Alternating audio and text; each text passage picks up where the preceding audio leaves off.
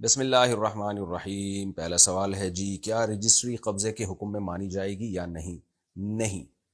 آپ کوئی مکان یا پلاٹ جب کسی کے نام کر دیتے ہیں تو شریعت میں یہ قبضہ شمار نہیں ہوتا۔ یہی وجہ ہے کہ آپ نے اگر کسی کو مکان گفٹ میں دے دیا اور اس کے نام کرا دیا تو شریعت میں یہ گفٹ ابھی مکمل نہیں ہوا ہے، فزیکلی قبضہ دینا ضروری ہے۔ فزیکلی قبضہ کا مطلب کیا ہے کہ وہ مکان یا کوئی بھی چیز مشغول بملک الواہب نہ ہو، یعنی جس نے ہبہ کیا ہے اس کا اس پہ قبضہ نہ ہو۔ جیسے آپ نے کسی کو گھر دیا، سامان آپ کا پڑا ہوا ہے، تو یہ جو گھر ہے یہ مشغول ہے بملک الواہب، یعنی آپ کی ملکیت کے ساتھ مشغول ہے، یعنی سامان تو سارا آپ کا ہے تو آپ کی ملکیت اس کے اندر پڑی ہوئی ہے، تو وہ آپ کو خالی کرنا پڑے گا۔ تو فزیکلی قبضہ دیں گے، بے شک چند سیکنڈ کے لیے ہو، اس کے بعد جا کے مکان یا پلاٹ جو ہے کسی کا ہوتا ہے شرعی طور پر۔ پلاٹ میں قبضہ یہ ہے کہ آپ نے جگہ بتا دی اور ایک دفعہ وہ بندہ وہاں جا کے کھڑا ہو جائے، وہاں پہ دیکھ لے، یہ ہبہ، یہ گفٹ کہلائے گا۔ آج کل ان چیزوں کا لوگ خیال نہیں کرتے ہیں، مکان نام کر دیتے ہیں، مر جاتے ہیں، پھر جب مفتیان کرام سے رابطہ کرتے ہیں تو علماء کہتے ہیں بھئی اس میں تو وراثت جاری ہوگی، یہ قبضہ ہی نہیں مکمل ہوا۔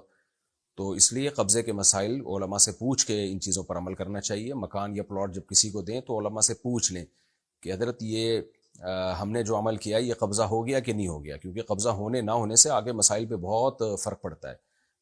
رجسٹری اور نام تو لوگ ویسے بھی کر دیتے ہیں، بہت سے مکان آپ اپنے مختلف ناموں سے خریدتے ہیں، لیکن نیت یہی ہوتی ہے کہ میرے ہیں۔ لوگ ٹیکس سے بچنے کے لیے اور مسائل سے بچنے کے لیے بھی یہ کام کر رہے ہوتے ہیں، تو مکان نام کرنے سے کچھ نہیں ہوتا۔ نام نہ کیا، قبضہ دے دیا تو ہو جائے گا شرعی طور پر، نام کیا قبضہ نہیں دیا تو نہیں ہوگا۔ عورت کی ڈیلیوری کے وقت ہسپتال میں مرد ہوتے ہیں اور ڈاکٹر بھی مرد ہوتے ہیں، اس بارے میں بتائیں کیا یہ صحیح ہے؟ کہاں سے صحیح ہو گیا بھائی، ایک حیا کی بات ہے۔ بس بات یہی ہے کہ حیا جب ختم ہو جائے تو پھر جو چاہے کرو۔ ہم لوگ ہر چیزوں میں گوروں کے پیچھے پڑے ہوئے ہیں، بس کہ دیکھو وہ ان کے ہاں تو یہ حیا شیا چیزیں ہی نہیں ہیں، تو ان کا سسٹم سارا تباہ ہو گیا۔ الحیاء جزء من الایمان، ایک روایت میں آتا ہے کہ حیا جو ہے وہ ایمان کا حصہ ہے، ایمان کا جز ہے۔ جیسے طہارت ایمان کا حصہ ہے، پاکی صفائی ایمان کا حصہ ہے، ایسے ہی حیا بھی ایمان کا حصہ ہے۔ تو اس لیے یہ بہت بری حرکت ہے۔ کیا درزی سے کپڑے سلوانا جائز ہے؟ درزی سے ہی سلوائے جاتے ہیں آج کل، سب میں یہی رواج ہے۔ البتہ خواتین جو میل ٹیلر سے کپڑے سلواتی ہیں یہ حیا کے خلاف ہے، میں حرام ناجائز نہیں کہہ رہا، لیکن حیا کے بہرحال خلاف ہے۔ تو خواتین کو چاہیے کہ وہ خواتین ہی سے اپنے کپڑے سلوایا کریں۔